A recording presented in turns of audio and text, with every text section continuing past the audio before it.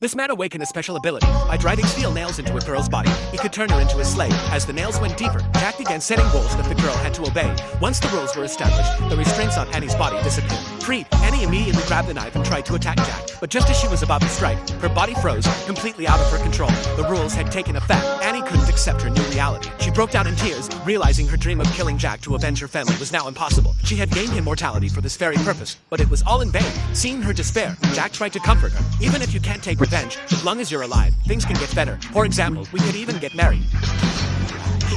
But before Jack could explain further, one of his puppets activated a skill, instantly implanting a third rule into Annie. Marry Jack. Just then, another ability user appeared. He immediately launched an attack on Jack, summoning a clockwork puppet behind him. Before Jack could react, the man in sunglasses subdued him, holding Jack's sister hostage. When Jack regained consciousness, he found himself bound and locked in his cell. Before he could figure out what was happening, Annie suddenly appeared and began freeing him from his restraints. It turned out this was the headquarters of the ability users, and Annie was one of them. However, she had been imprisoned for disobeying warnings. To prevent Jack from being killed by the others, Annie helped him escape. On the rock, Annie picked up a broken dagger and used her ability to restore it. She then lunged at Jack, but once again, her body refused to obey. Frustrated, she dropped the dagger and led Jack to a ventilation shaft. It was then that Annie thought of an indirect way to kill Jack.